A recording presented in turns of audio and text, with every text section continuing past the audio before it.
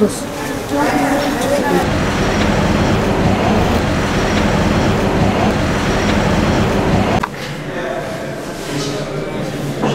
Yazın abi siz öğretiyoruz.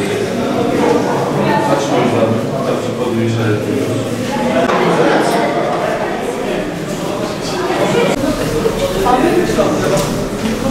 Buyur abi. 550.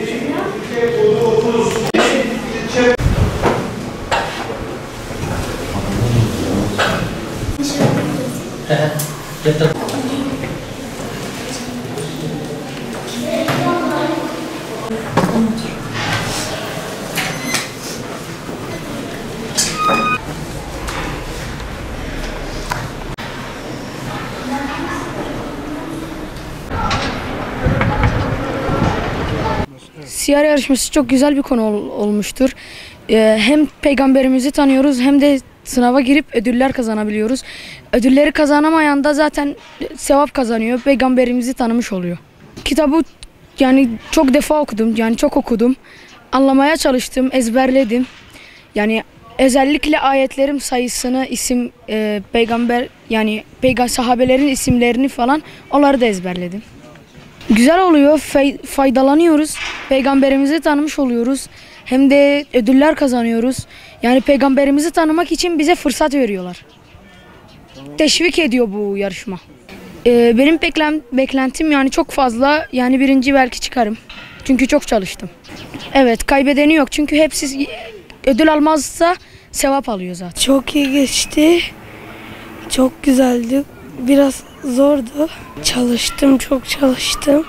Peygamber Efendimizle ilgili, Hazreti Hamza ile ilgili, Hazreti Muhammed ile ilgili şeyler. İlk defa katılıyorum. Bu sınav çok güzel, arkadaşlarıma tavsiye ediyorum. İlk defa şiir sınavına giriyorum. Hem de bizim okuldayken. Kazanmayı çok istiyorum. Umarım bir ödül kazanırım.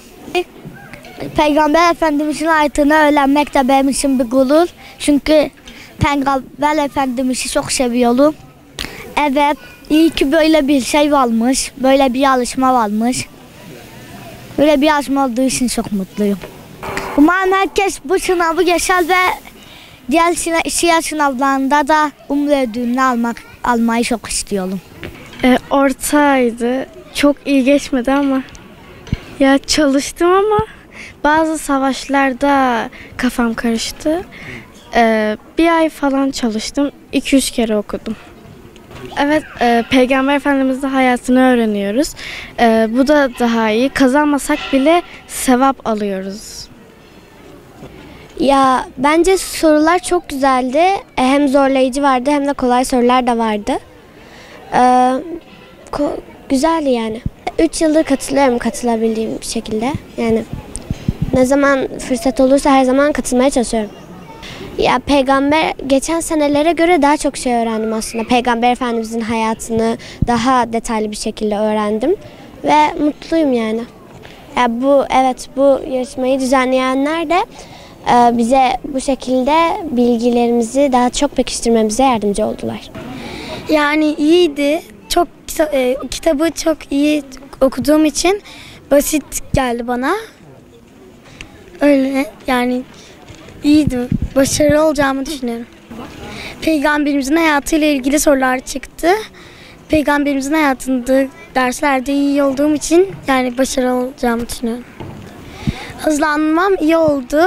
Uzun zamandır kitabı okudum, tekrar ettim. Bence faydalı çünkü çok iyi yani tanımamızı sağlıyor Peygamberimizin hayatını.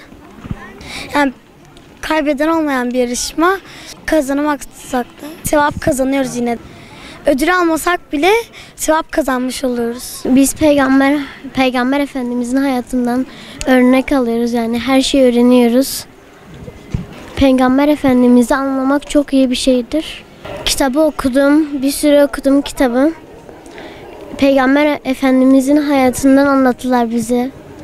Şeyleri ezberledim, sureleri ezberledim. Yani güzel geçtiğini bekliyorum. Siyer yarışmasına katıldım. Kaybetsem bile yine de kazanmış oluyorum. En azından Hz. Muhammed sallallahu aleyhi ve sellem peygamberimizin hayatını öğrenmiş oluyorum. Sureler öğrendim. Zemzem kuyusunu. Peygamber Efendimizin hayatını öğrenmek çok güzel bir duygu. Siyer yarışmasına katıldım. Çok güzel ödülleri vardı. Ödül için tek katılmadık.